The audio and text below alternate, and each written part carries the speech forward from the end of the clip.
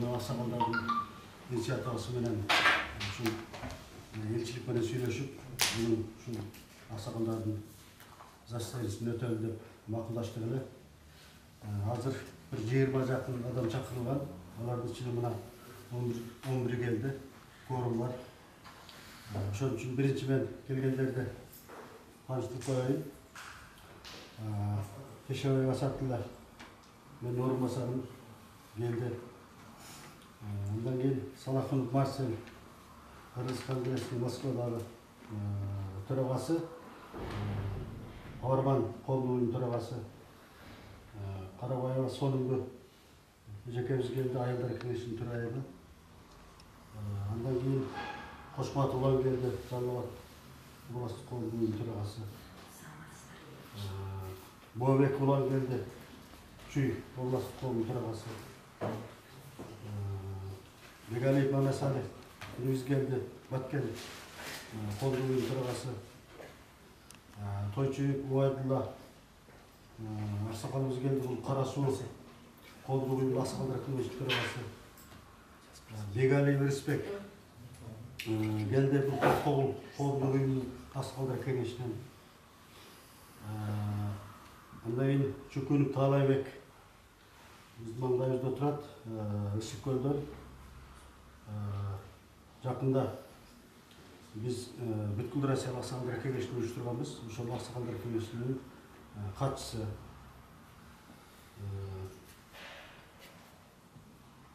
Андан сырткары Насир Уланына биз оператор чакырганбыз, тартып атат. Негизинен кворум бар. Чогулуш ачык деп уруксат этиңиздер. Биздин чогулуштун күн тартибине 3 маселени койдук эле. Биринчи маселе бул Россияда мекендештердин баңгызат, наркотика менен иш аракеттердин абалы жөнүндө деген маселени койгонбуз. Бул боюнча ушул жерде кыскача баяндама болот. Экинчи маселебиз мекендеш келин кыздардын туруксуз моралдык иш аракеттери жөнүндө деген экинчи маселени койдук. Үчүнчү маселебиз мекендеш уул кыздарыбыздын акча каражаттарын уурдоо, алдоо жолдорунун жайылып жаткандыгы жөнүндө ушул 3 маселени күн тартибине алып чыктык. Ушул 3 маселени күн тартибине бекитип койсок, анан регламент ар бир маселеге баяндамачыга 10 мүнөттөн берсек, анан суроо жоопку 5 мүнөткө чейин. Ошону 1 саат 20 мүнөттүн ичинде жыйынтык кылсак. Урматтуу мекендештер, андан сырткары биздин чогулушубузга элчиликтен Жолдошбек Манасилибиз консулдук бөлүмүнүн жетекчиси катышып отурат.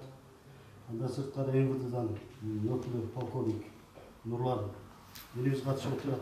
Андан сырткары мына консулдук бөлүмүнүн кызматкерлери катышып отурат. Сиздердин катышып бизге рахмат. Кеңештин планында, 1 жылдык планында ошол элчилик менен жолугушуу, анан миграциянын кызматкерлеринин жолугушуу деген пункттарыбыз бар эле да. Анан ушунун баарын баягы бирок менен эки коюлаталы деп ушул маселенин негизинде мына жерге чогулуп отурабыз. Сиздерге рахмат. Анан мына коюлуп жаткан 3 маселе азыркы мезгилде абдан актуалдуу, улуттун немесине айланып кетип атат да.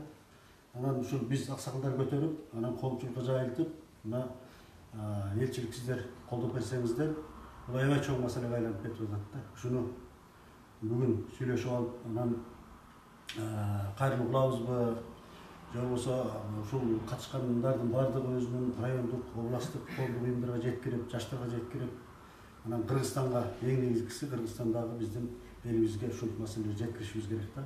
Мындай абал болуп жаткандыгы жөнүндө. Анан эми биринчи сөздү тага берели. Саламатсыздарбы, урматтуу мекендештер. Мен биринчиден элчинин атынан баарыңыздарга салам бердилем. Элчи азыр отпускада өзү эле катышмак. Бүгүн чогулуштун баштаарынын алдынан биринчи ошол эл табды сизге ыраазычылык билдирип кетсем.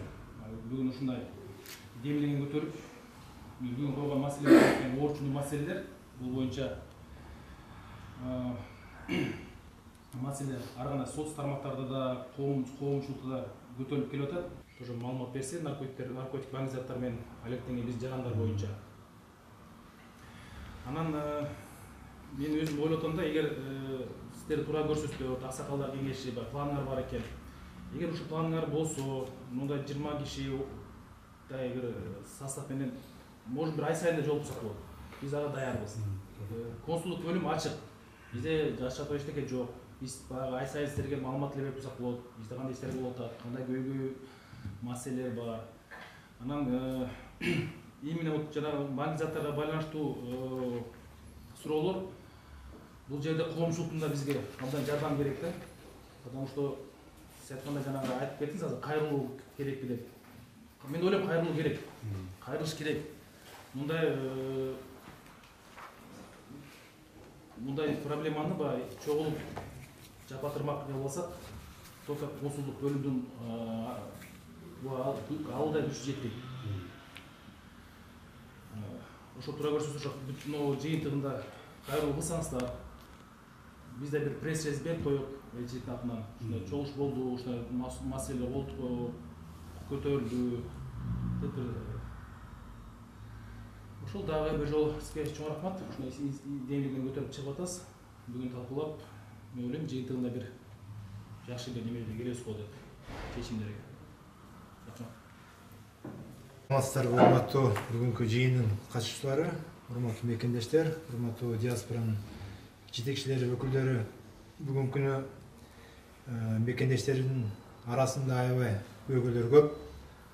Анын ичинде бүгүн регламентке ылайык 3 маселеге токтолуп кетсек, мен бүгүн наркозаттар менен байланышкан кылмыштуулук менен биздин жарандар ушул наркозаттарды сатып кармалган учурлар боюнча кыскача маалымат берип кетсем, негизи бул багыт аябай чоң, татаал.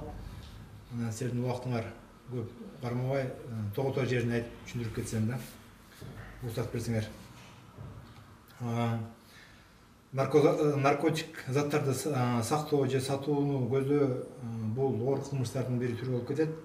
Акыркы күндөрү стат маалыматка таянсак, жана социалдык тармактарды биздин жаш мекендештер ушул кылмыштар боюнча камалгандардын баардыгыбызды байкап турабыз. Биздин келечек ушундай жаман жолго түшкөндүгү биз баардыгыбызды чынынан айтканда уктатпай, ошондуктан бүгүн биз баардыгыбыз ушул жолго турабыз.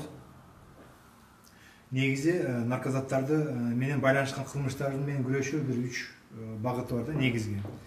Биринчиси бул ушул багыттагы криминогендик абалды мониторинг кылуу жана себептерин изилдөө. Бул биринчи багыт. Экинчи багыт бул профилактика деп коебуз, алдын алуу иш-чараларды жүргүзүү элдин арасында. Үчүнчүсү бул кылмышка шектүү болгон, аралашкан кылмышкерлердин баардыгын кылмыш жоопкерчилигине тартуу.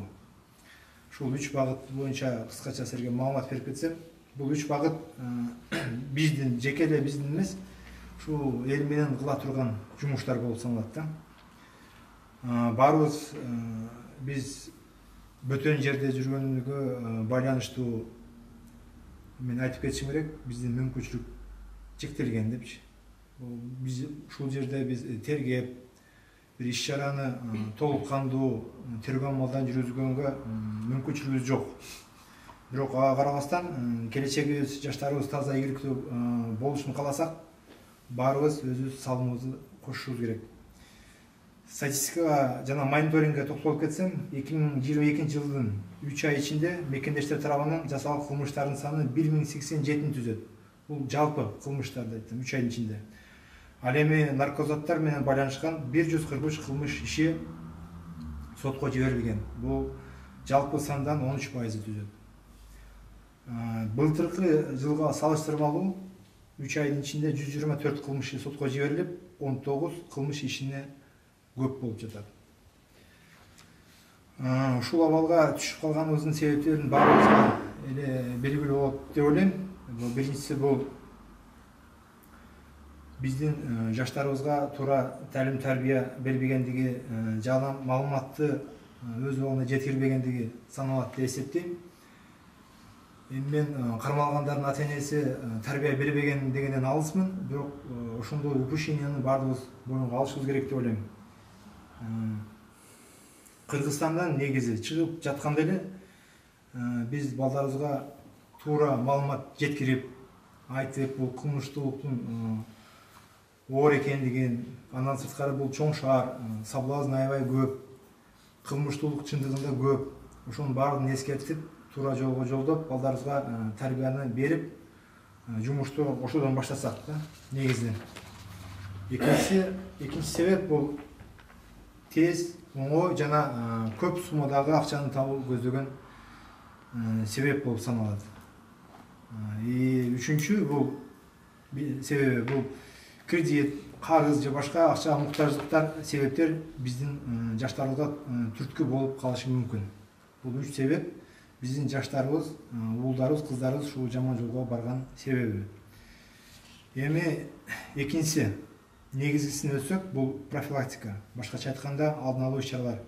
То есть биз силер кыла турган иш чаралар боюнча токтолуп кетсем. 2021 жылдын жана 2022 жылдын 3 ай ичинде биздин кээ бир активисттер, тактап айтканда бул жерде отурат Марсель Салахова, Нургүл Каюмова сыяктуу активисттердин жардамы менен наркозаттарга байланышкан кылмыштарды алдын алуу боюнча ушул багытта бир нече роликтер тартылган. Ушул роликтер соц тармактар аркылуу Кыргыз Республикасынын Ички иштер министрлигинин расмий баракчаларында, андан сырткары консулдук бөлүмдө иштөө убагында монитор бар, ушул жерде обязательно ошол роликтер коюлуп турат ар дайым. Келген кишилер ошону көрүп таанышып турса болот. Андан сырткары документ KG офис бар бизде, биздин мекендештерге бир услугаларды документ боюнча услуга көрсөткөн, ал жерде дагы монитор бар, ал жерде дагы ар дайым ушул роликтер коюлуп жатат. Ушул иш менен биргеликте биз спорт жагынан жаштарыбызды спортко тартуу багытында, максатында 2 жолу спорттук мелдеш өткөрдүк. Осмонбеков Кубаныч жана Абдулкай Кутбединовтердин жардамы менен жаштар спортко, кылмышка каршы жана наркозаттарга каршы деген урааны менен 2 жолу спорт мелдештер өттү да. Бүгүнкү күндө оюбузда дагы бир ролик тартуу ниетибизде бар. Негизи сценарийсинде ушул кылмышка именно отуруп чыккан же ушул түшүп калган, өзүнүн тарыхын айтып бере турган ушул сценарийде тартыла турган бир ролик ниетибизде бар. Жакын арада ушуну тартабыз деп ойлойм. Негизи профилактика боюнча биз жүргүзүп жаткан ишибиз кыскача ушул. Анан ойлойм, бүгүнкү ошкон сыяктуу чогулуштар, жолугуулар биз силерге маалымат жеткирсек, анан силер дагы коом башчы катары, диаспоранын башчысы катары элдерге, тайпаларга жеткирсеңер, соц тармак аркылуу жеткирсеңер, ушул да туура көрөм да. Жашап эмгектенип жаткан мекендештер. Акыркы күндөрү Россия Федерациясынын аймагында мекендештерибиз эл кызматында иштеп, баңгизаттын мыйзамсыз ташууга көмөктөш болуп калган учурлар көп катталууда. Ошондуктан төмөндөгүлөргө көңүл бурууга чакырабыз. Мыйзамсыз буюмдарды ташууда буйрутма берүүчү тараптын буйругу менен белгиленген жерден мыйзамсыз заттарды алып, белгисиз кабыл алуучуга тактап айтканда жашыруун жайларга коюп кетүү болуп саналат. Бул кызмат Telegram жана Гидро сайты аркылуу жүргүзүлөт. Ал эми официалдуу курьерлик кызмат жумуш берүүчүдөн буюмду алып, белгилүү кабыл алуучуга жеткирип берүү болуп саналат. Жана бул кызмат тиркеме аркылуу ачык айкын жүргүзүлөт. Бирок тилеге каршы биздин кээ бир мекендештер оңой жана тез аранын ичинде чоң акча табууну көздөп, мыйзамсыз заттарды, буюмдарды ташып жатышат. Курьерлик кызматка жамынып, баңгизаттын мыйзамсыз жеткирүү менен айыпталган жарандар. Бул кооптуу ишти 1 же 2 жолу аткарып, мени кармаса мен курьермин деп кутулам. Же мени эч ким байкабаса, иштин жагдайларын билбесе кайра аткарсам болот деген кыска түшүнүктөн алыс болуш керек. Себеби алыста үй тартып жол карап күткөн ата-эненин бир туугандардын көз жашы да жардам бере албайт. Ал эми бул кылмыш үчүн Россия Федерациясынын мыйзамдарынын негизинде 20 жылга чейинки эркинен ажыратуу жазасы каралган. Мыйзамсыз жана өмүрүңүз үчүн кооптуу ишти жасаардан урда терең ойлонуңуз, урматтуу мекендештер.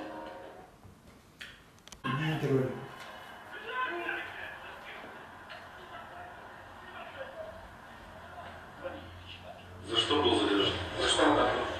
А? За наркоту. Что ты с ним делал? Расставал. Закладки делал? Ты где-то напомнил. Через интернет мне отправили фото, и где был координат, и показали, я там взял.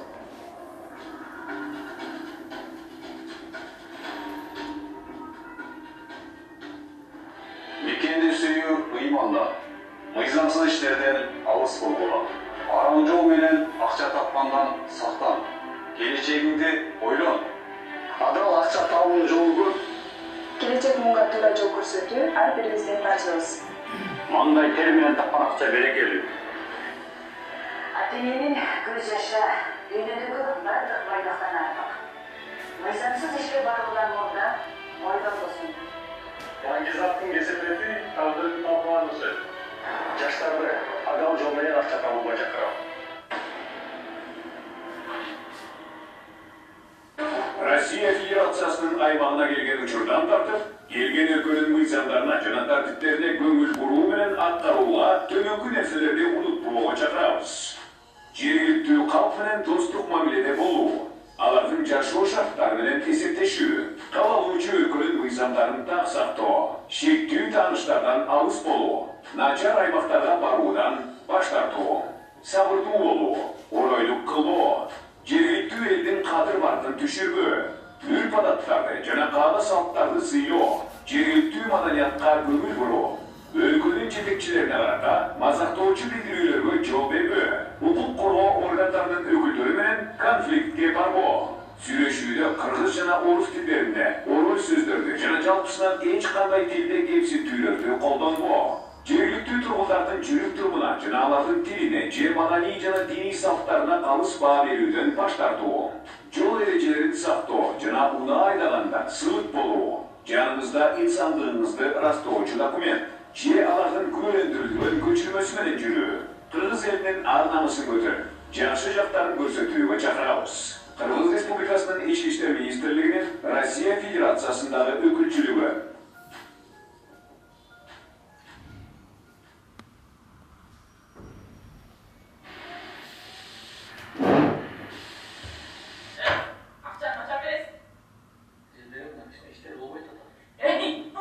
Бұл саға Москва, атаң салып қойған үй емес.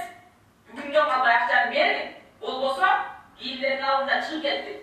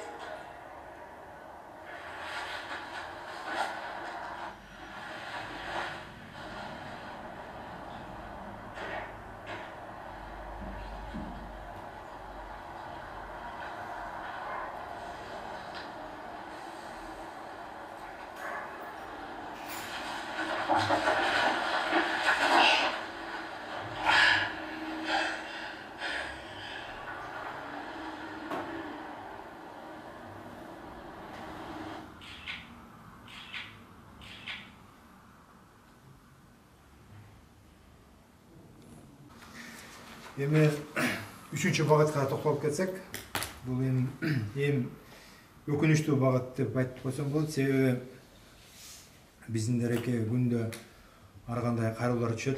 Бул биздин жарандар ушул наркозатты сатып, чегип, кармалып калган учурлар боюнча кайрылат. Андан сырткары экинчи группа бар. Бул биздин жарандарга эле наркотик сатып атат, ушуларга чара көргүлө деген экинчи группа бар да. Аларды айтып кетишим керек обязательно. Эмне үчүн биздин жарандарга ушул наркозаттарды сатып атат, үйрөтүп атат, чектирип атат. Андан кийин тиги киши уже сатканды көрүп туруп, өзү дагы ошого үйрөнүп, ушул багытка түшүп калат да. Биздин кээ бир мекендештерибиз полицияга карматып койсок, бизди аябай жаман көрүп атышат. Бирок аларга чара көрбөсөк, аларды карматпасак, ошону кандай көрөсүңөр өзүңөрчү? Аларды кайра эле биздин жарандар чектирип атпайбы? Бул уже үчүнчү багыт да. Мен айтам, алдын ала биринчи профилактика кылыш керек, изилдеш керек. Аны болбогондо биздин мекендештер ушул жаман ишке баратканда, биздин мен мыйзамдын өкүлү болгондон кийин менде маалымат болсо, мен Россия Федерациясынын полиция органдарында өткөрүп бергенге милдеттүүмүн. Жана силер деле кандайдыр бир маалымат болсо, наркотик менен иш кылып жүргөн балдар тууралуу, мен деле мага ушул маалыматты беришкерди чакырып кетет элем. Кыскача ушул багыт боюнча мен маалымат ушул. Сурооңор болсо жооп бергенге даярмын. Жана Нурлан мырза айтып кетти, тергөө учурун депчи. Бул баңгизаттар менен алектенген жарандарыбыз камалганда, тергөө иштери башталганда, бизде вот коомчулуктун арасында ар кандай консулдук бөлүмгө дооматтар айтылып атат да. Бул консулдук бөлүмдөр, консулдар тиешелүү деңгээлде юридикалык жардам бербей атат депчи. Анан силер ошону элдерге туура түшүндүрүп койсоңуздар, тергөө учурунда тергөө амалдарына консулдук кызматкерлери, элчилик кызматкерлери аралаша албайт. Биз далил чогултуп, далил берип, биз эмне болбойбуз да. Жана суд процесс башталганда ооба биз катышсак болот. Биз бага катайса берсек болот, жүрүм-турум боюнча да, бирсилер боюнча. А именно тергөө учурунда элчилик кызматкерлери, консулдук кызматкерлери, биздин юристтер тергөө иштерине аралаша албайт. Бирок аны бизде жарандар көбүнчө түшүнбөй эле, элчилик жардам бербей атат. Анан тигинтип атат да. Тергөө уголовный суда производстводон ал жерде субъекттер деп коет. Субъект бул тергөөчү, анан жактоо тараптан жактоочу адвокат болуш керек. Ал жерде башка консул, тиги деген нелер жок. Ошондо силерден сураныч эме болсо, тоже элге туура түшүндүрүп койсоңуздар. Биздин эми экинчи маселе, негизги маселебиз бул Россия жергесиндеги биздин кыз келиндерибиздин, мына аялдардын, айымдардын жүрүш турушу өтө жогорку көйгөйгө айланып кетип атат да. Негизгиси мына мага жакында эле бир немени сайтты ташташты, же ушуну кирип көрүңүз деди. Мен өзүм ага кирип көрсөм, биздин Москвадагы сойкулук менен акча тапкан кыздарыбыздын немеси экен, группасы экен. Андан кийин эле ошонун эртеси эле уже Санкт-Петербург шаарындагы кыргыз кыздардын сайттары түштү. Ошону өз көзүм менен көрүп, күндө ошолорду көрүп турам да. Ар бир немелерде, метролордо бар экен. Жаш кыздар, 18 жаштан 20, эң чоң эле 25 жаштагы кыздар экен. Мен азыр ошол эң негизгиси көтөрө турган маселе ушул болуп атат азыр. Себеби буларды биз кандай кылып бассак болот, буларга кандай чара көрсөк болот. Эми мындай карап көрсөң, бизде жакында биздин аялдар, төрайымдар иштеп көрүштү ушул нече. Мына Алай районунун төрайымы барып иштеп көрүштү. Бул биздин эле жанакындай эле сакал коюп, 5 убакыт намаз окуган кыргыз жигиттерибиз эле ошо квартираны снимать этишет экен. Анан кармап ошол жерден жанакы аялды дагы чыгара албай коюшту. Себеби булар ошол жердеги полиция менен чогуу иштешет экен да. Чогуу иш кылышат экен. Ошон үчүн булардын участкойлору менен чогуу иш кылат экен. Ошон үчүн эч качан биздин мына сиз айтмакчы азыр бардыгы чектелди деп атпайсызбы? Кыргыздын консульствосу ушул жактан эч ал жака мындай кирише албайт экен да. Бардыгы бирге экен. Андан сырткары дагы бул жанакы ачылган сайты дагы мындай скриншот кылып же бир жака жөнөтсөң эч болбойт экен да. Бул биздин Кыргызстандан Самат деген баланын ачылган группасы экен. Самат 312 деп Кыргызстан немесин коюп алыптыр, кодун коюп алыптыр. Ошону менен толтура кыздарда. Эми мен ойлоп атам, биз муну бир аялдар аракет кылып көрдүк. Бул жактан натыйжа чыкпайт экен. Биз азыр ошол пландаштырып атабыз. Жакын арада мектеп ачылган эле Кыргызстанга барып туруп эле ошол ата-энелерди чакырып, ошо ата-энелердин көзүнө көрсөтүп, ошо сүрөттөрдү ачык элечи, мына көрүңүздөр депчи. Эч качан балдары, кыздары эч качан ата-энесине кантип акча таап аткан жөнүндө айтпайт. Анан алар балдарын бияка жөнөтүп атканда деле эч кандай багыт берип жөнөтпөйт да, сен муну кыл, аны кыл депчи. Негизгиси азыр Кыргызстанда деле аябай жанагы тойлор, көп нерселер көбөйүп, чыгым көбөйгөн үчүн ушул байкуштар ошондой акча тапканга аракет кылып атат да, бат-баттан акча тапканычы. Себеби деген бул жактан кредит алып атышат, Кыргызстандан кредит алып атат. Булар аванс менен айлыкты алгычак эле Кыргызстандан уже акча салгыла деп коет. Анан ансыз мен өзүм жанагы кредит берген жерде дагы 10 жыл иштеген үчүн ушул биздин жаштарды ушул жакка түрткөн ата-энелер да. Булар эч качан сурабайт, эмне акча таптың деп да сурабайт. Анан мына 2-3 күн болду, дагы бир кылмыш нерсе болду. 2 кыз, чоң эле аялдар экен. Эми өтө эле чоң эмес, бир 30-35 жаштагы аялдар. Бирөөсү Кара Суу районунда болду. Бермек деген экен, бирөөсү Талас областынан турган. Экөө бирге бир баланы отургузуп коюшту жакын. Мындай 3-4 күн болду. Алардын туугандары Мурманск шаарында экен, анан эле мага чыгышты. Чыгып эле биз сразу эле адвокат алдык. Эми жанагы чындыгында кыргыздардын адвокатын алсаң көпкө созулуп кетет экен. Буга чейин дагы ушундай иш-чараны 2-3 бүтүрдүк да.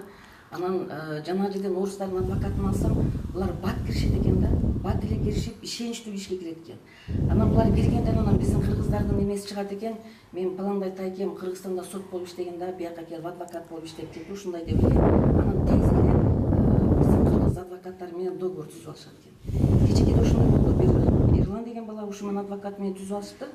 Анан мен ачыгын айттым. Тиякта дагы Мурманск шаарындагы Төр айылында ошону көп сүйлөштүк да. Кел ушуну деген анда орус адвокаттарга кайрылып дагы ушулар менен чогуу иштеген, биз ошо полицияларды дагы ушуларды дагы карматышыбыз керек болуп атат. Эгерде булар полициялар буларды кармаган үчүн биздин күчүбүз жетпейт буларга. Эч качан жетпейт. Ошондуктан биз жанагы Кузнецов деген полковник бар өзү немеде, адвокат. Ошол менен сүйлөшүп, неме аткан, мен ачык эле сүйлөштүм. Эгерде биз ушуну сизге ишенип бере турган болсок, сиз ушул полиция менен биздин кыздардын иштеп атканын ошону ачыкка чыгарасызбы, ушуну кармай аласызбы десек, макул болгон да. Биз ошону сүйлөшкөндөн кийин эле биздин адвокатка сүйлөшүп, адвокатыбыз бир аздан кийин анан тиги баланы звондеп туруп атпайбы? Эже, сиз барып, ошол кыздар менен сүйлөшүп, ошол кыздардын заявлениясын аласызбы деп. Биз барып ала албайбыз да, биз барганда эле алар дагы заявление жазат да. Мына мени коркутуп атат, ушундай кылып атат депчи. Мына ошону менен бул бала азыр отуруп калды түрмөгөчү. Уже соту болуп дейт, бат эле сотун өткөрүштүр, 2 айга камалды, 2 айдан ичинде дагы тергөө болуп, дагы ошол баланын иши каралат экен. Бирок биздин кыргыз адвокат договор түзүптүр, айына 48 миңден төлөйсүңөр деп. Анан бир жагы билесиздер, азыр соттор деген созулуп атпайбы? 6 айда, 7 айда болот. Эми ойлоп көргүлө, ар айда 48 миңден кантип төлөйт булар? Жалгыз бала экен. Ошол. Эми ушул бул дагы сойкулуктун белгиси, неме сойкулуктан чыккан нерсе. Бул 2 кыз дагы ошол квартирага чакырган бул баланы. Чакырып туруп эле ошол жерде канча болгондо белгисиз. Биз азыр келебиз деп чыккан боюнча эле ошо полицияны алып келип дейт. Урлук кылды, сепичкабыз жоголду. Бул 2 жыл мурда дагы ушундай нерселер болгонун унуткан болчумун. Эми азыр дагы ушул аябай күчүнө кириптир да. Ушунун бүт бардыгы сойкулуктан чыккан. Неме деп данышман эжелер, аксакалдар, данышман эжелерди биз чогуу улуттук башчылардын группасын түзөлү деп атабыз. Себеби деген көпчүлүк кыргыздардын ортосунда нерсени жанагы семейный болуп жашагандардын деген күйөөлөр таштап кетип атат, аялдар таштап ушинтип кетип аткандарды биз ушул аксакалдарды чогулуп бассак болот экен да. Биз аракет кылып көрдүк ушулардычы. Коркутуп, сен деген депорт жасатабыз, бала чакаңды бакпасаң сотко беребиз деген ушундай нерселер менен гана ушуларды жараштырып ушу ишке ашырсак болот экен. Ошон үчүн ошо сиздерден суранычы, ушул биздин ушул кайрылуубузду, анан ушу Кыргызстандан туурума-туура ушул нерселерди жеткирсек, анан ошондо биздикилер оңолот да. Бирок бул Москвада биз мындай кылып коомчулук аракет кылып атабыз, күндө аракет кылабыз. Биз аялдар менен мен күндө кечки иштешем, ошол отурганда эле мен өзүм үйүм эле офис болуп калды да, звонить этип, эже мындай болуп атат. Мына кечээ эле бир кыз дагы ушул азыркы учурда 7-8 ай боюнда бар. Күйөөсү таштап кетип калган. Даже эмне кылсаң ошо кыл, колуңан келгенин кыл деп тур. Башка биз эмне кылабыз бу жерде отурупчу? Ошон үчүн ушул нерселерди ушул Кыргызстан менен байланыштырсак жакшы болот эле. Атаста анан кийин мына биздин сойку кыздарыбыз жанагы өздөрү кылмыш жасашат дагы, бирок ошондой учурда аларга келген баларды там тоноду, зордуктады мени деп кээ бирде болот экен. Ал жерде катуураак уруп, чечиндирип, кийимдерин алып, телефондорун алып койсо кайра жабырлануучу болуп калат экен да ушул учурда. Бирок бул жерде бирде айта турган нерсе бар да. Бул абдан этияттык менен бул кылдаттык менен ишти алып барыш керек. Анткени адамды айыптуу деп бир гана соттун өкүмү менен айыптуу деп адам таба алат. Анан азыр сотун бөжекебиз айтып атат, ошолордун фамилиялары бар, аттары бар деп. Эч качан биз алардын фамилияларын, аттарын, жерин ачыкка чыгара албайбыз. Биринчиден, эгерде төргөө болуп атса, бул жана тайна следствие деп айтылат. Экинчиден, ушундай бир жана конституционный укуктары да бар да алардынчы. Андан тышкары, мисалы ошол кылган ишинен арданбастан, кылган ишинен уялбастан, бирок ошол билинип калгандан кийин арданып же уялып өзүн өзү асып алса, же болбосо ата-энеси билбесе, ата-энесине бул чоң стресс болот. Алар билбеши мүмкүн, бу жерде Россияда башка мамлекетте кантип акча таап атат ал кызы. Же балдары стресс болуп, өздөрүнө өзү кол салып алса, же бир кылмыштуулукка бара турган болсо, ушул жайган адамдар баардыгы цепочка менен бир-бирден доведение до самоубийства деп туруп жоопкерчиликке тартылат да. Ошондуктан бул жерде бир гана ушу сонун беженин бир айткан предложениясы менен макул болот элем, сунушу менен профилактика жүргүзүшүбүз керек. Ушул окуя жөнүндө мындай жалпысынан айтышыбыз керек. Анан кийин эч кимдин мындай фамилиялары, аттары, жерлери маталбаш керек да. Андан тышкары дагы бул жерде айтып кетүүчү нерсе, ошол жанагы наркотик заттар менен боюнча да баягы сүйлөшүп калдык го. Бул дагы ошо абдан чоң проблема болуп атат. Нурлан мырзабыз дагы статистиканы келтирди. Жалпысынан өзү кылмыштуулук көбөйүп тур да Россия Федерациясында. Россия Федерациясынын ички иштер министрлигинин биринчи орун басары Горовой былтыр айткан 5% чет өлкөлүк жарандардын катышуусу менен кылмыштар 5% көтөрүлдү. Ошонун арасында биздин кыргызстандыктар да. Анан наркотикалык заттар боюнча биздин кыргыздар 4-чү орунда экен. Биринчи орунда бул өзбектер, Өзбекстан жарандары экен, кийин Тажикстандык, анан Украинаныкы, анан Кыргызстандык жарандары. Чындыгында эле көбөйүп атат. Бул боюнча дагы бул жерден абдан жакшы маселе көтөрүпсүздөр. Сиздерден чындыгында эле жардамыңыздар керек бизге. Анткени биздин жарандар жана самостоятельный въезд деп коет, өздөрү эле келет, бесконтрольный въезд кирет. Анан бул жерге киргенден аларды табыш кыйын да. Бир гана ошол диаспоралар менен байланышкан жарандар болсо, ошолор өздөрү байланышып, силерде группада отурса, силердин маалыматыңарды окуйт. Анан бир жумуштар түшүп калса, сиздерге келгенде ушул мезгилде айта аласыздар. Ал эми чындыгында бул жерде басымды биринчиден ата-энеге жасаш керек. Нурлан мырза туура айтты, чыгып аткан ата-эне өзү түшүндүрүш керек. Кайка кетип атасың, эмне кылып атасың, ошол кетип аткан өлкөнүн мыйзамын окугун, ошол кетип аткан өлкөнүн үрп адаттары менен бир аз кабардар болуп алгын деп. Анан экинчиси жанагы предвыездная подготовка деп коет, чыгып атканда ошол кандайдыр бир жок дегенде бир жалпы маалыматтарды алыш керек да, ошо Россия Федерациясынын мыйзамы боюнча. Бул жерде бул эле жана кылмыштуулук эмес, андан толтура толгон токойдагы жумуштар бар да. Там ушул миграциялык суроолор боюнча, башка суроолор боюнча дегендей. Анан кийин эми Манас Мамбекович туура маселе айтты, биз колубуздан келген жардамды көрсөтүп атабыз. Чындыгында жанагы наркотикалык заттар менен башка кылмыштар боюнча дагы жана тайна следствие деп коет, төргөсүнө киргизе албайбыз, бирок алардын укугу бузулса, ушул мезгилде киргизе алабыз. Мисалы аларды эдек маалымат болуп калса, бизде там мажбурлап там мойнуна айып койдуруп атыптыр же давление кылып атыптыр деген учурларда. Башка учурларда ушул далилдөө процессине киргизе албайбыз. Анан жогорку кеңеште дагы ата-энелер болуп атат, туура айтты Манас Мамбекович, ошол жолугушуп айтып атышат, биздин балдарыбыз айыпкердүү эмес, анан билбей калган, же болбосо ошол жанагы катышкан эмес подстава болуп атат деп. Мындай барып катышып, ошол балдар менен сүйлөшкөндө бардыгы эле билген, телефондорунда бардыгында эле ошол далилдери бар. Биздикилер жанагы ошо наркотикалык заттарды закладка кылат экен да, ошону телефондо сактайт да, кайсы жерге бекиткен сүрөттөргө тартат дагы, ошону жанагы заказчикке көрсөтөт, анан акча которот мага деп кармап жүрөт. Телефондогу ошол негизги фото переписка, фото, видео перепискалар ушул бардыгы негизги далил болуп эсептелинет да кийин. Анан эми апасы звонить этип атса, телефон чалып атса, анан ооба мен кылдым эле бул ишти деп балдар айтпайт экен да. Анан эми адвокатына отурганда же биз барганда ачыгын эле айткыла биз баары бир силер тарапта болобуз, силердин укугуңарды бул жерде биз коргойбуз деген ачыгын эле айтышат. Ооба билгем, кече болгон же бир айдан мурун баштадым же 2 ай мурун баштадым деп баары бир мойнуна алышат. Анан итоги мындай барганда баардык эле мойнуна алышат да ушул айыптычы. Аксакалыбыз Эрдал аке аябай жакшы демге көтөрүп жакшы иштеп баштаттык. Мен ойлойм бүгүн эжил активистер көбүрөөк керек депчи. Но тилекке каршы азыраак эт. Основныйги эми мүмкүнчүлүгүнөн жетекчи өз келип атат. Манас кыз өз келип атат. Тияктарда калган кыздар эже өз келип атат. Негизи азыркы убакта Москвада биздин кыргыздар арасында, кыргыз комуш арасында нарушениялар көп чыгып. Мына жогоруда жакшы талкуулап атат. Бул ОПГ. Мына тилекке каршы жакшы. Кече жакында билбесеңер мына көп маалыматтар айта кетет. Мына эми мүмкүнчүлүгү 10 чакты ушу ОПГ мүчөлөрүн кармап, баардыгы мынакей орусдар менен азыр бар кармалып, следствие жүрүп кармалып отурат. Тоюс азыр Москвачылык тынч болуп калды. Тазалап коюшат жакшы. Экинчи маселе бул проституция, үчүнчү маселе бул наркотики, төртүнчү маселе бул Сахаровдагы азыркы болуп аткан түшүнүксүз иштер. Бешинчи маселебиз бул өзүбүздүн ушу кыргыз диаспорасынын арасында жүргөн атуулдарыбыз, бир туугандарыбыз бирибизди алдап, муну жасап берип, муну бүтүп берип акча алып, ошондой эле жана башка мошенничество иштеген биздин бир туугандар аралашып жүргөндөр.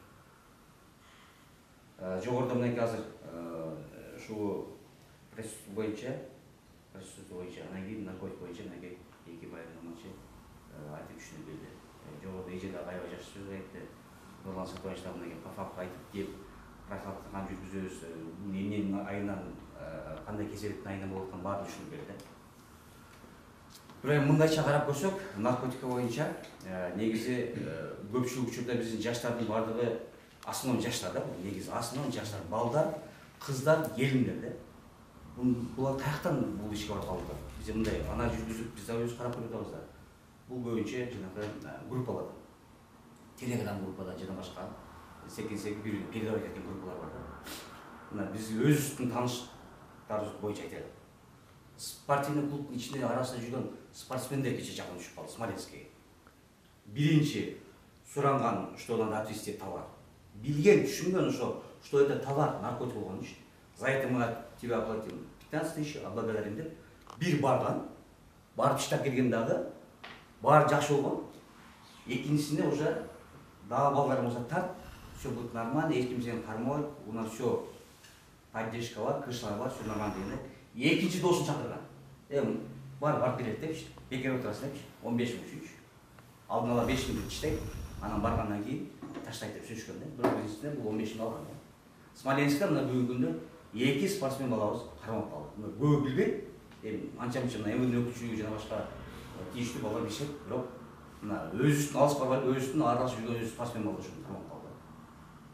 Эми азыр сүйлөшсөк, доступ жок. Адвокаттар да аяка чуркады, бияка чуркады. Чындыгында биздин адвокаттар, биринчи биздин кыргыз адвокаттар курултат да. Ушулар жайлайт да, биринчи мен бүтүрөмүн, таанышым бар, сүйлөшө коёмун, мындай кыла коебуз, тигиндей кыла коебуз деп алат дагы. Анан кайта барып башка сазга турат да. Бирок мындай учурларда негизи наркотика боюнча адвокаттын кереги жок экен да. Кагаз учурлардын аяка бияка консулга кайрылып, МВД кайрылып, уже суруштуруучуларды сурап, адвокаттарды алса болуш керек. Адвокаттар мен чыгарам, мен мындай кылам деп акчаны алып жайлайт экен. Бул процесс 2 ай 3 ай менен бүтпөйт экен. Жакын жерде өзүбүз билесиз. 5-6 ай, 1 жылга созулат экен да. 48 миң 50 миңден алганда эми бияга 400-500 миң.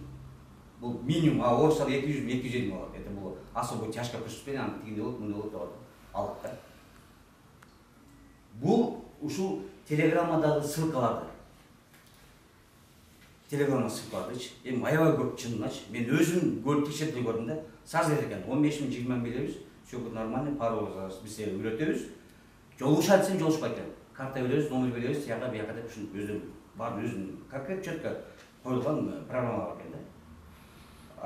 Телеграммада мен иштегенден кийин 1-2 закладка кылгандан кийин кармалып калып атпайбы? Неожиданно оперативный группа келип калып атат, неожиданно кармалып каласың.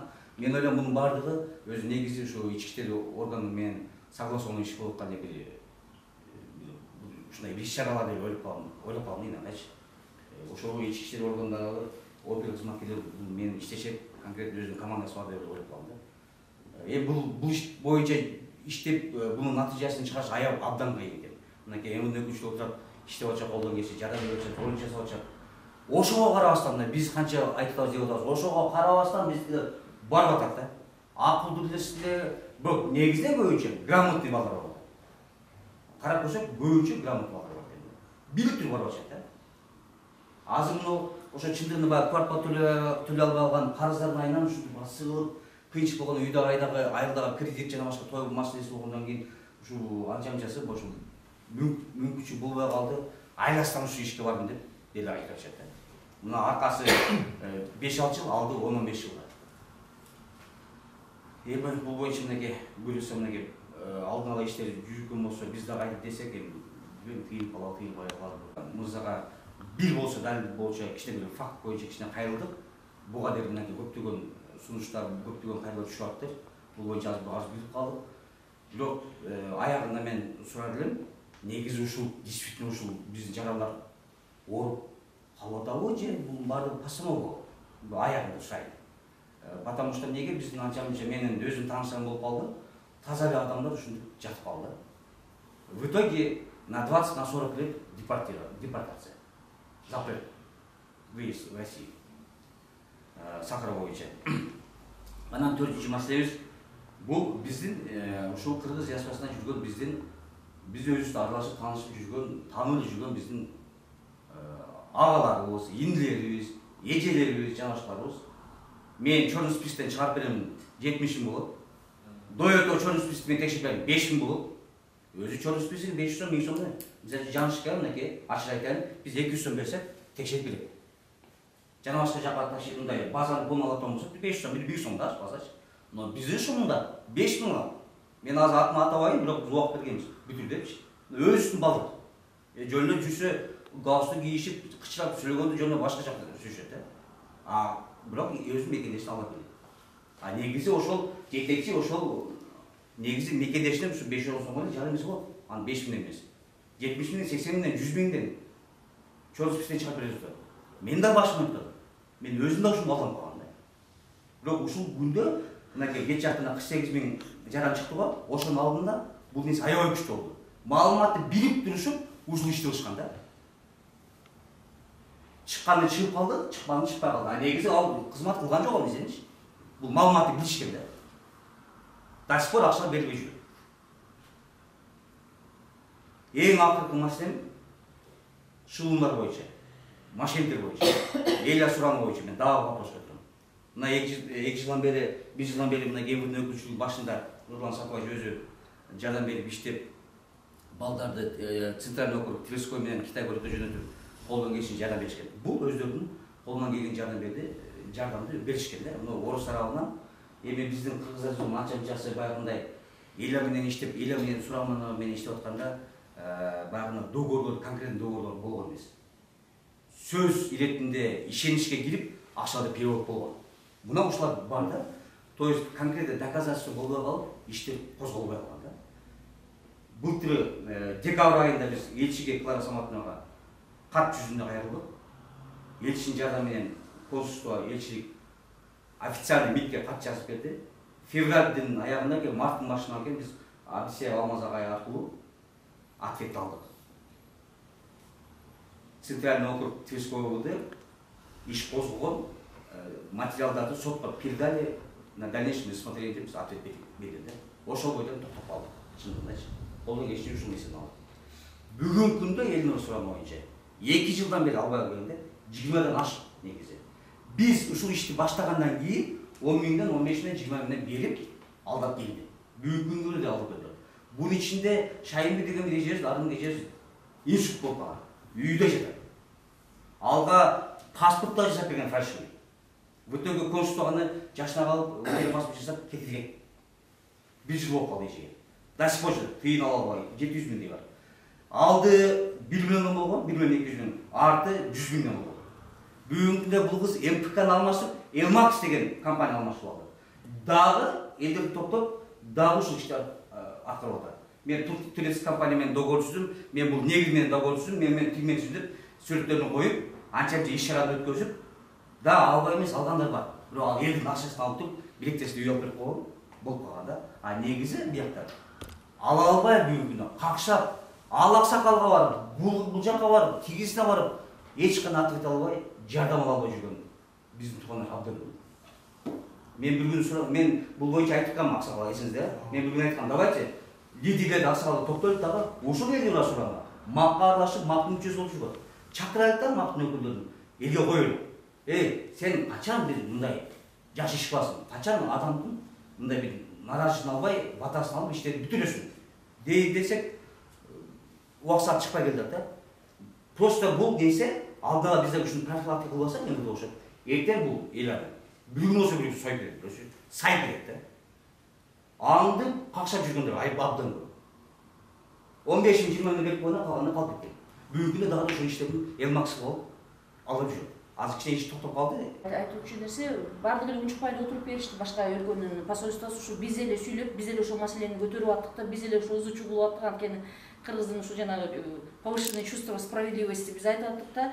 Мына өзүң мыйзамды киргиздиңер, мына мекемелерди белгиледиңер, бирок ал мекемелерге балдар место свидетельствование өткөзгөн жарандар барса, адамдар алар бардыгы иштебей атат дедик. Мен лично өзүм ушул выездерди кылдым, ошол 18 мекемеге. Болгону 2 эле мекемеси иштейт экен. Анан булар ММЦны башташты. Анан айттык, 3 айда атасыңар сертификаттын мөөнөтүн.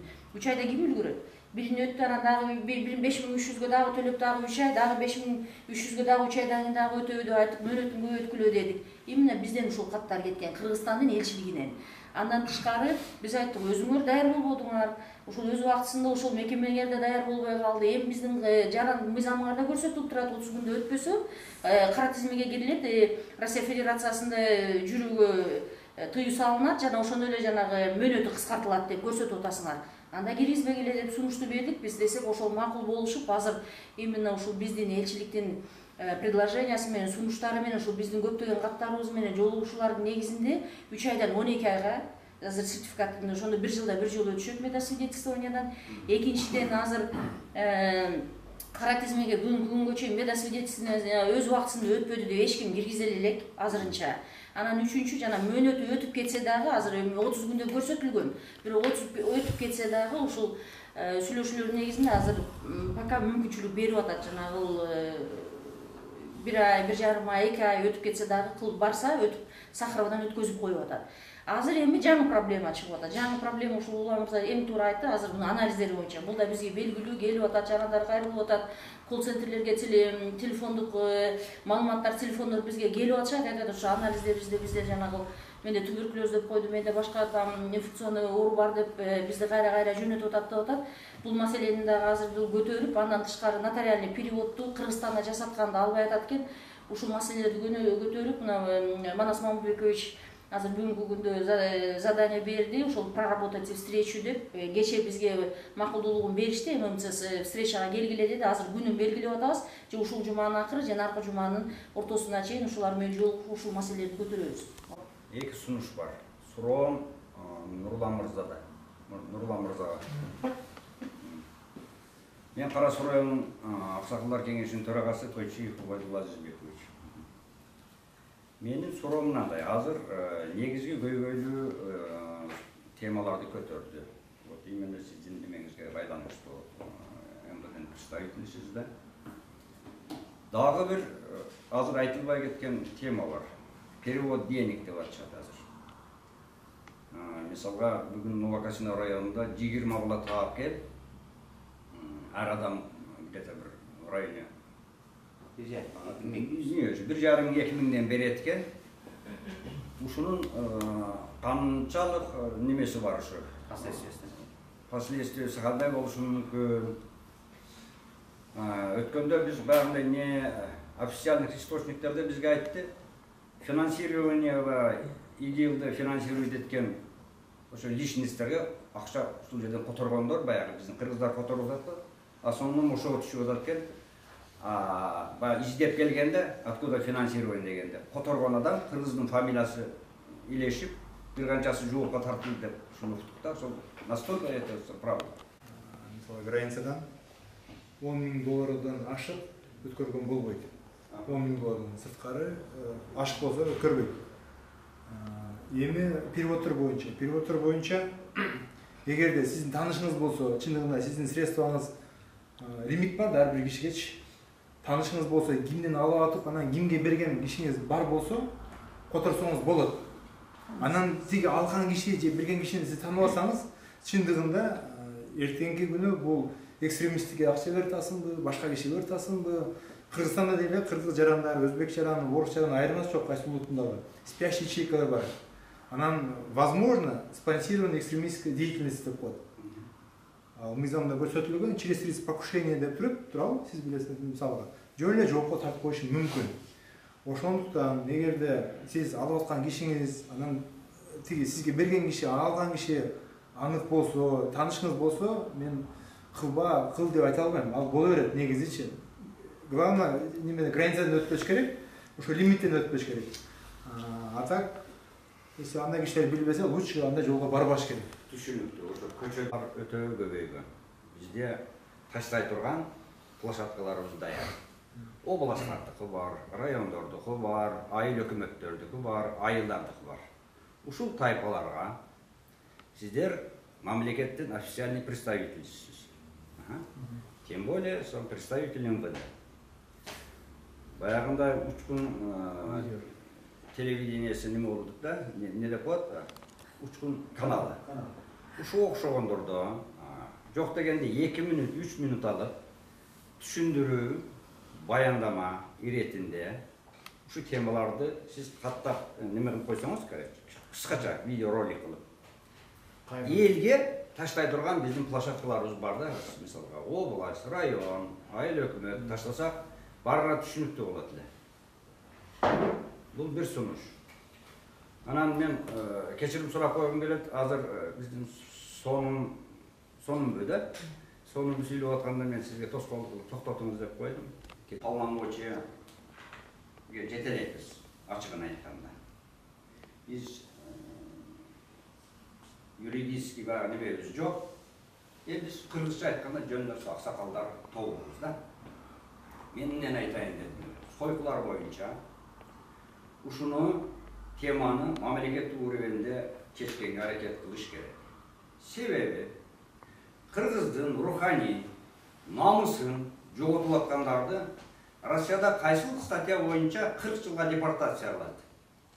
Также 18-20 жаштагы кыздарды пусть депортируют на 40 лет, через 40 лет пусть приезжает, если будет желание.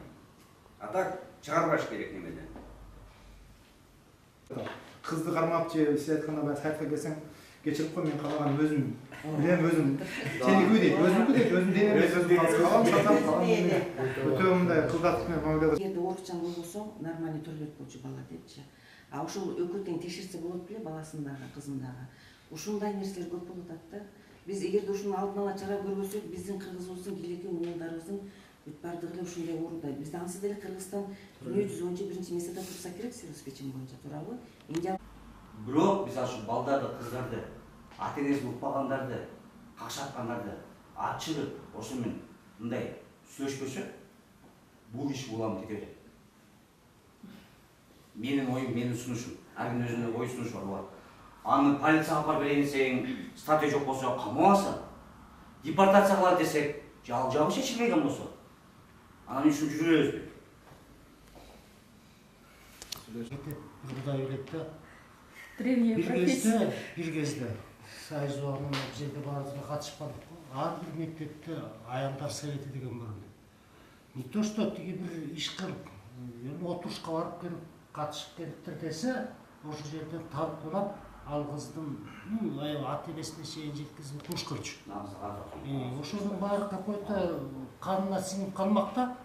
Ошон үчүн мына биз 2 жылда элчилик менен, кадрлар совети менен бирдикте кайрылуу өкмөттүн масштабында элге билим берүү министрлиги аркылуу ар бир айылга жана мектептерде особенно ушундай комитеттерди ачыш керек. Бир жагы менин оюмча. Ат десек биз муну эч кандай кылып туруп эмете албайбыз. Сиз айткандай же закон жок болсо, тиги кылса, буну кылса эчтеке кыла албайбыз. Экинчиси, мына бизде деген азыр бияка кыздарды жумушка алганда, повар боло, эмне боло, медкнижка деген болуп атпайбы? Бизден Кыргызстандан бияка келем деген жаланга 18-ден ашкан балдарга, кыздарга ошондой бир эмелер, книжка сыяктуу бир нерсе ойлоп табыш керек. Ар бир айыл өкмөтү, Акматов Ташмат мына Москвага кетип баратат десе, ошол жерде мондай бир краткий хотя бы. Мындай кылса болбойт, дегендей кылса болбойт, мынтип калсаң монтет, тияктан ушинтип кабар келчү болсо сен вообще элге уят болосуң, анан эмне кыласың деген мындай бир общий мааниде тарбиялык ишти жүргүзүш керек. Антпесек бул дагы эчтеке кыла албайбыз. Кансыйбыз акылдуу элдерде, еврейлер болобу, армяндар болобу, өздөрүнүн жазылбаган бир мыйзамдары бар. Ал эне сүтү менен кошо бүт баарына таркалган. Например, армяндар мейли Америкада, мейли Россияда коет, кайда жаша, үйгө келгенден кийин только армянча сүйлө. Балдарынын баары ушу армянча сүйлөсө, сен армян эмессиң дегенге чейин барыш керек экен да. Ошол эле убакта например, кээ бир улуттар, казактар өздөрүнүн улутунда сөздү дейт. То есть үнүн дилинди, ана тилиңди сатпа дейт да кыздарыначы, мына кыргыздарга чыгып аткан кыздарына ошентип айтат. Биздин айылыбызда бир апабыз бар эле. Өмүр өткүчө казакча сүйлөйт, бир кыргызча. Балдары деле, неберелери бүт кыргыз, а өзү кайда? Ар бир казактын үйүнө барсаң, домбура үйрөтөт. А биздин кыргыздарда эмне үчүн биз баарыбыз мектеп ошо эл биригип, ар бир үйдө, например, Манаштын китеби илип турса, төрдө комуз болуп турса, анын жанакы Манастын жети осуяты жазылган, жакшы айнек берген, рамкага салынган осуят илип турса, барса да ошону окуп, момундай деп турса, кандайдыр касиет кылат эле деген, изи кылат эле деген да. Ошондой бир какой-то бир жазылбаган мыйзамдар. Мына чечендер. Булар деген улут үчүн, тияктар үчүн жанындай болот. Биздикилер эми ар кандай болуп кетип атпайбызбы? Кайда барсак ошол тилин сүйлөйбүз, кайсак барсак мына ким айткандай алдап кетебиз, акчасын алып бербей коебуз, антебиз, мынтебиз. Аларда андай жок. Андайларды мына ким айткандай акырын тышка чыгып бир жигиттерибиз болобу, патриот. Акырын мындай узкий кругда биринчи наркотик боюнча бардык келип эле атабыз, келип эле аксакалдар кеңеши, келип эле коомдорго таркап атабыз, туура жалпы жамаат киришсек жакшы болот. Бирок ушул тууралуу Кыргызстан, Москва боюнча ушул бир чыгармачылык актерлордон бир трогательный роликтерди иштешибиз керек да. Иштеш керек, анан кийин милдеттүү түрдө телевидениени эч ким көрбөйт, милдеттүү түрдө Кыргызстан, Россия полный блогерлер. Надо будет орустардын да блогерлерine чейин бергенге чейин ушул каналдарды беришибиз керек. Блогерлерге милдеттүү түрдө 1 ай 2 ай коюш керек. Биздин азыркы именно ушу наркотика боюнча бүт рекламалар ушу блогерлердин өздөрүнүн гана ушу рекламаларынан кетет. Трогательный катуу ушундай бир адамдын ушундай бир намысына тие турган ролик иштеш керек. Не только наркотик, сойкулдук жөнүндө. Блогерлер менен тыгыз байланып иштешибиз керек. Менин сунушум бул. Экинчиден, кыска айтып кетем, сойкулдук деп атасыңар, туура буга чейин bundan хуже сойкулдуктар болгон. Потому что мен ресторан, кафелермен өтө көп иштейм, 5 жылдан бери. Ол малдарда коомдор аз эле. Бир малдарда мына Уланакей жакшы билет. Кыркчоро деген чыккан, элдер жаман көргөн. Тажиктер менен ушундай жүргөн кыздар болгон. 1-2 кармап, 1-2 кыздын окат кыздар бар архивде. Намысы менен өлүп алганга чейин барды, бирок ошонун аркасынан канча жылга чейин тынды да. Ушуга окшогон бир активисттер иштешибиз керек. Грамотно өзүнүн жолунда тартип менен ушундай нерселерди карасак болот. Азыр сойкулуктун негизги каналы клуб. Илгери бүт кыргыздар клуб иштеткенбиз. Туура бардык тиричилик кылып иштетип, азыр Кудайга шүгүр бүт клуб иштеткендер азыр бүт ресторатор болуп, ресторан иштешет. Иштетишип калды. Азыр биз дагы тойлорду болушунча тамадалар, ышык жашашкалар, биз 12-1 чейин калтырбашка аракет кылабыз. Мугалимдердин атынан айткым келип атат. Бул бөтөнчө бардыгына кошулам, аябай актуалдуу проблема көтөрүлүп тур. Сунуштар дагы аябай кандай десем, достойный да, мындай нормальный сунуштар болуп атат. Ошол кайрылууга кошулам. мына сойкулук жөнүндө мен да бир эки сөз айткым келип атат да. Мы здесь боремся с этими последствиями. А негизи глубоко, если карасак, нам надо бороться с причиной. Причина каяктан чыгып атат? Бизде кыргыздарда аялдар багуучу. Действительно, бул жакта миграцияда жүргөн биздин аялдарыбыз аябай көп. Анан ата-эненин бир да аял кыз дейинчи, кыз албайт келин. Анткени кызы багуучу, кыз үстөмдүк. Анткени ал акчаны көп табат, барат, айткан сөзү кандай десем басымдуу кылат да. Ата-эне кызы эмне десе ошого макул. Ата-энеге ал мындай терең ойлонбойт да, эмне кылып атат, кантип атат. Бүт эле ата-эненин элесинде буякта кыздар келип эле баягыдай нормальный иштеп, пол жуйбу, бала багабы, кемпир багабы ошентип таап аткан акчадай сезилет да. Анан ошондуктан бул ата-эне это жөн эле, мне кажется, жөн эле айтылган бул жерде сөзүбүз да. Ата-эненин тилин албайт, ата-эне менен байланышта болот. Причина бул бизде мамлекеттигибиздин азыр алсыздыгы. Бара-бара мамлекеттигибиз жана күчтөнүп алданганда биздин миграциябыз азаят, ошондо азаят биринчиден. Экинчиден, муну биз мектепте иштешибиз керек да. Бул маселени ошо мектепте жанагы 9-10, 11 класска барганда биздин кыздарыбыз ошо кете турган возрастка жеткенге чейин муну аябай мектепте тарбиялык саатта аябай катуулап айтыш керек да. Не просто так, жөн эле мындай сөз менен эмес, аны видео роликтер менен уялбай эле эмне себеп каяктан мындан кийин эмне болот, анын последствиясы кандай болот, ошолорду ачык айкын айтып, муну менимче мектептин курагында ушуну аябай жакшылап айтыш керек. Анан биз аялдар кеңеши биз ушундай эмеге барганбызда, барып айлык менен байланып кетип аткан кыздардын маалыматын алып, бияктарга тууган уругуна же болбосо ушундай коомдорго тапшырып, аларды мынтип караш. Андай эле болбойт. Анткени айыл өкмөттөн кетип аткан, айылдан кетип аткан кыз айтпайт да, мен Москвага кетип атам.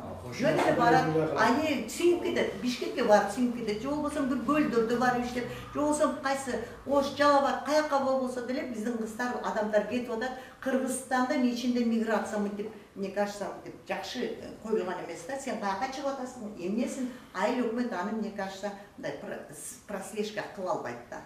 Ошол менин сунушум бул эң эле негизи муну мектепте да. Мектепте азыркы күндө ошону аябай катуулап, жакшы мындай таасирлүү роликтер менен ошол жерден Россиядан барган көп эле мугалимдерибиз азыр мектепке кайтып калды. Айлыктары көбөйүп, сезилип да эми көрүп атабыз да. Ошол биякта жүрүп кеткен адамдар барып ошол жерде жана жолугушууларды өткөрүп, алар түшүндүрүп, кыздар барса эмне иш кылыш керек, кандай кылыш керек, биякка жүргөндө эмне кылганда, кандай болгондо эмне болот деген ушундай бир жакшы таасирдүү жолугушуулар, роликтер менен айтса, мне кажется, бул көп жылдан бери ушул Москва жергесинде, Россия, жалпы Россияда бир чоң общественный деп койсок болобу, же государственное частное партнерство болобу, чоң бир информационный колл-центр түзүп алсак деп сунуш менен чыгабыз да. Ар кандай маселе менен. Мисалы азыр Яндекске кирсек, анан посольство Кыргызской республики деп терсек, сразу чыгат посольство. Анан комментарийди байкасаңар, комментарийди 90% бүт жанагы негативный комментарий. Анткени эч ким же чала албай, же трубка албай, же башка именно в основном чала албай чыкты.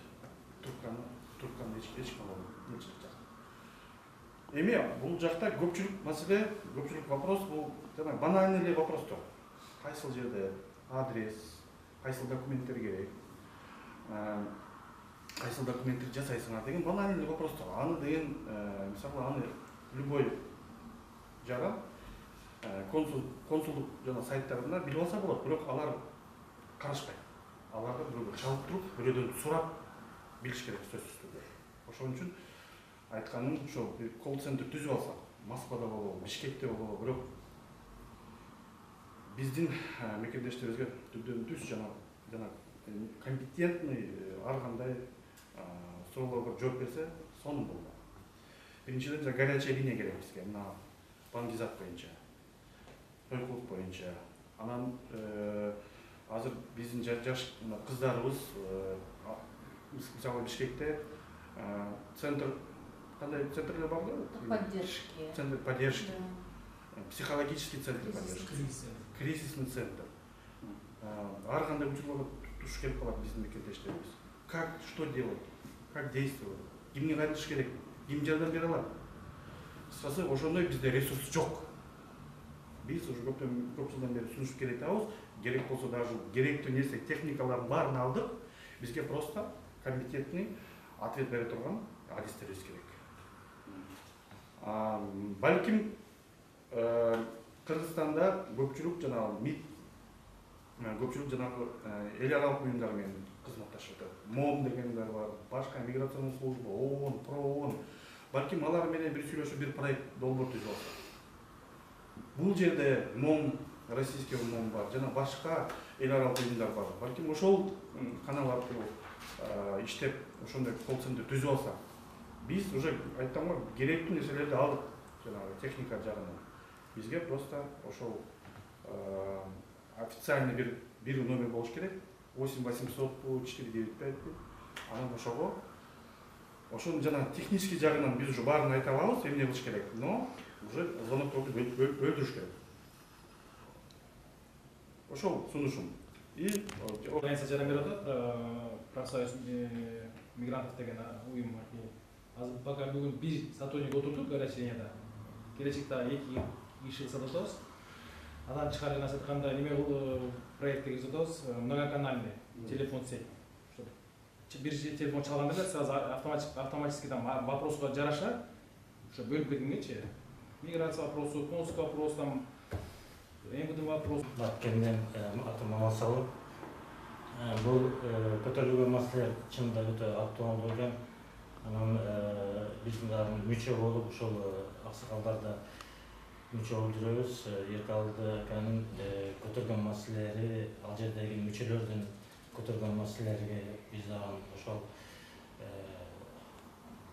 күбө болуп, ошону таратып, ошо башка биздин жана жогоруда айтып өткөндөй группаларда, топтордо ошолорго таратып, ошондо биз өзүбүздүн дагы бир кандайдыр бир иш аракетти жүргүзүп келип атабыз да. Эми бул жерде мен айтайын дегеним, жанагы ушул жогорудагы маселелер бардыгы, ушул баңгилик, сойкулук, акча которуу, булардын бардыгы ушул жанагы жумушсуздуктун, акча төлөгөн, аз төлөгөндүктөн ушундай жумуштарга барып аткандыктан. Чечүүнүн жолдоруна ушул жерде издеп табуу боюнча биргеликте иш алып барыш үчүн жанагы ярмарка вакансияларды, баягы жумуш орундарын ошол жарыялоо, ошондой бир эмелер түзүш керек да, алдын алыш керек. Качан гана биз ошолорго биз жумуштарды, жаңы жумуштарды таап берсек, жогору баягы акчада турган жумуштарды эме кылсак, ошондой жумуштарды да иштесе, ошондой терс жумуштарга барбайт эле деген ойдомун да. Ушундай мурда Кыргызстанда дагы эмеде иштеп жүргөндө ушундай жакшы вакансияларды өткөзүп жүрөт элек. Азыр мында дагы ошо Москвада бир айда эки жолу же бир айда бир жолу ушул жогорку деңгээлде бир ярмарка вакансияларды өткөзүп, ошол жумуштар менен баардыгына кабардар кылсак, ошондо биз кичине болсо дагы ушул жогоруда айтылган ошол көйгөйлөрдүн бир кандайдыр бир проценти ошону чечет деген ойдо элек да. Анан негизинде чынында аксакалдардын бизде ал жерде биз аларды тыя албайбыз, аларга биз кандайдыр бир күч колдоно албайбыз. Бирок биздин үгүт насаат, ошолорго айткан туура кеп кеңештер, ошолорду туура жолго салууга бир кандайдыр бир эмебиз болот да. Бүгүн анан кийин негизинен ушул кылган жумушубуз сиз эң туура айттыңыз, жана биргеликте болуш керек да, биргеликте алып барыш керек. Анан эң негизгиси пландаштырылган болуш керек. Анан кийин кандай десем, отчетный болуш керек да. Анын үчүн бир кандайдыр бир рабочий жумуш группа түзөбүзбү, анан ошол жерде кандайдыр бир план жумуштарды карап чыгабызбы, анан ар ким өзүнүн направлениясынан баардыгын жана куча кылганда результат болбой калат да. Мисалы бир багытта мисалы сойкулар менен отдельно эмне иштер, мисалы ал боюнча эмне жана ал кыздарыбызга жана обязательно жана баардыгы эмне дейбизби, ал дейбизби, баардык түрлүү жана улуттук идеологияга такалат экен, жоктугун азыркы бүгүнкү күндө да. барып туруп ошол жанагы өзүбүздүн жана духовенствонун лидерлерин кошуп бир кандайдыр бир мероприятияларды өткөзөбүзбү? Мына мавлиттерге деле келип атат, башкага деле келип атат. Ушул боюнча дагы келип бир кыз келиндери боюнча, ошолордун жүргөн турганы боюнча жанагы ушундай бир жакшы маалыматтарды берсе, бул да бир өзү салдын. Анткени бизди укпаса дагы ошол адамдарды угат. Ошолорду группага салсак, бул специалисттер өзүнүн багытында сүйлөшүп, бул андан да сонун болот да. Мына наркотиктер боюнча бизде ошол МВД менен встреча болуп турат. Встреча болгондо акыркы встречада мисалы сүйлөшүлгөндө аларга да айтып биргеликте жумуш алып барайлы, профилактический работа десек, алар да бизде карап чыгайлы деди. Видеоролик ошол жанагы түрмөдө отурган биздин кыргыздардын согласиясын алыш керек экен. Эми бетин көрсөтпөйбүзбү, ал өзү макулдуулугун берет. Там чыбырала кылганда деле кээде таанып алат экен, бирокчу айылдаштар обязательно жана 500 грамм героин менен Владимирский областта кармалган баланы айылдаштар бардыгы эле таанып алыптыр. Бетин чыбырала кылса деле бул кармалды, Баястан кармалды, тигил кармалды, бул кармалды аттар айтылып жүрдү да. Ушул анан экинчиси дагы эгерде мүмкүнчүлүк болсо ошондой бир жумуш группа, рабочий группа бир отуруп, ар бир багытта отдельно сүйлөшүп, эмне иш кылабыз, анан бири-бирибиз менен биргеликте иш алып барып, анан бири-бирибизге отчет берип турсак. Эми Ильяс мырза айтып берди, ушул идея аябай сонун да, анткени видеоролик эң жакшы информация. Ошол аркылуу Мына бүгүнкү аксакалдардын чогулушу деп мен экиле аксакал келдик биз. Мен аксакалдардын бирине да айтканым жок бул чогулуштучу. Себеби бул качандын бери жыйналып, ушу проблеманы ойлонуп келгенбиз. Анан менин эң негизги максатым ушул аксакалдардан сырткары мына ар жерде бирден алып бир 20 адам чакырылган. Азыр мына почти бир 5-6 бана экөө болсо сурады. Алган келбей калды. Бирок аябай сонун сунуштар болду, биз жазып алдык. Эми өзү аксакал болуп менен калыс сөз айтышыбыз керек да. Аксакалдар биз өз начар иштеп атабыз. Коомчулукка чыгыш жок. Азыр баардыгы түзүлүп бүткөн. Президент келгенде мен ушуну айттым эле да. Айылдык коомдор, райондук коомдор, областтык коомдор, жаштардыкы, аялдардыкы. Бул жерде жанагы силер туура айтып атасыздар. Координация жок да. Биргелешкен. Азыр мына аябай жакшы ойлор айтылды да, мен да ошентип ойлоп аттым эле. Ушул координациялык кеңеш түзүш керек. Жакын арада эгер элчи ишке чыга турган болсо, главный мына азыр мен чакыргандарда мына Абдыгана кыргыз биримдиги келиш керек эле, Турдалы келиш керек эле, келин бул. Мына тиги координациялык кеңеш өкөндөр чакырган ушула келиш керек эле. Ушундай негизги баягы коом уюмдардын жетекчилерин, анан беркинде коом уюмдардын жетекчилерин чакырып туруп бир неме уюштуруш керек да. Анан ар бир райондук иш-чарада, областтык иш-чарада, айылдык иш-чараларда ушуну биз жеткиришибиз керек да. Анан ушуну менен бирге Кыргызстанга жеткиришибиз керек. Анан дагы бир сунуш мен айткым келип атат. Мына август жакындап калды, күз мына келе атат. Ушул күзгө өткөн жылы президенттин немеси менен Каракулжанын акими келген. 12 айлык өтөштүп келген да. Бул сунушта биз айтканбыз президент келгенде. Кадамжай келди туурабы? Январда. Айыл өкмөттөрүн алып, мэрлерди алып, аким келди. Кыштын күнгүгө биз бүтүндөй президентке чейин жеткирип, ар бир райондун акими айыл өкмөттөрү менен ушул жерге келиш керек, иштеш керек. Биз ошол менен чогулуштук, ушундай маселеде ушундай талкууласак, бул улуттук трагедияга айланып кетип атат да чынындачы. Мына 3 маселеден ушунчалык чоң маселеде муну бир-эки адам чече албайт. Муну баарыбыздын башыбыз биригип, ушу жакынкы арада ушул элчилик менен биригип туруп, ушундай бир жана туура айтып атасыңар, бир кеңеш түзүшүбүз керек да. Анан ошо кеңеш түзүп туруп, анан областтык коом жетекчилерине, райондук коом жетекчилерине макулдашып туруп, анан ушундай кыдырып, ушундай маселелерди чогуу айтышыбыз керек. Анан жанагындай ролик, жанагы нерселердин баары туура. Ушундай жакшы сунуштардын баардыгы мына биз биринчи жолу чогулуп атабыз ушундай. Немедечи? Мындай эч чогулган эмеспиз бул мезгилге чейин. Анан эми бул жерден мына 5-6 жыл мурункуга караганда элчиликтин кызматкерлери, консулдуктун кызматкерлери мен көп жерде айтып жүрөм. Бир жумада 3-4 жерге барам да. Абдан жакшы иштеп атышат чынында. Элге чыгыпчы. Моюнга алыш керек да. Анан кийин дагы бир маселе, ушунчалык Москва Москваласын адам көрөт. 500-600 bin adam. Bu hiç nersenin çağı jetpey turganda. Soranmay gelgende men şu masaleni koyup MVD'nin hizmetçilerini göbeytip keledi. 3 adam ne geçedi? Bir kiçineke 150 adam var, 1000 adam var rayonlarda. Bütün değil. 50-60'dan milisiya işte. Şunçalık kontingent koyup ketdi bizdeçi. Anan emi çındırma ынтымакчылык керек да бұл жерде. Biz аксакалдар biz бирөөгө приказ бере албайбыз. Неме кыла албайбыз. Biz андай уюм эмеспиз. Biz болушунча şu элге чыксак, акылыбызды, сунушубузду айтсак болот да. Анан бириктирүүгө аракет кылышыбыз керек да. Чындыгында мына келген сиздерге абдан чоң рахмат. Мына бүтүндөй коллективиңиздер менен мен элчиликтин аябай чоң аксакалдардын атынан ыраазычылык билдирем. Мына эрте келип, бизден мурун келип, кабар алып, мына коллектив менен келип туруп, биздин эмнелерди уктасыздар.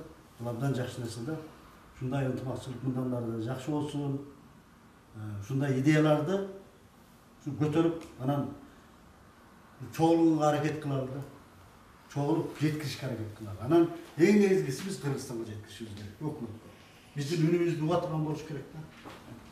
Азыр угуп калды башка араган. Мына жаңы президент келгенден баштап биздин үнүбүз сөзсүз жетет. Ким кандай сүйлөсө, кандай жакшы пикир, жакшы сунуш жасаса жетет. Анан эми мен жакында отпускка чыгып атам, 1-августта мен Кыргызстанга барам, 3 жылдан бери бара элекмин. Эми мен президентке кирүүгө аракет кылам.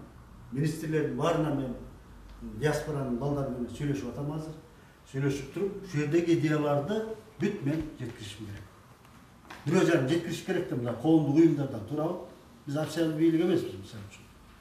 Бул элчиликтен сырткары биздин немелерди ошол жака жакшы нерселерди, болуп жаткан иштерди айтып жеткирип туруш керек да. Ушундай тилектер бар. Анан дагы бир жолу рахмат айтам. Ушундай иштерди көп уюштуралы. Ушундай башты бириктирип, дагы көбүрөөк болсо жакшы болот эле да. Анан бир 500 кишилик, 1000 кишилик катышкан бир немелерди уюштуралы. Мына жакында август келатат, августтун 30-сындагы эгемендүүлүктү ушундай бир чоң деңгээлде уюштуруп өткөрсөк абдан жакшы болот эле.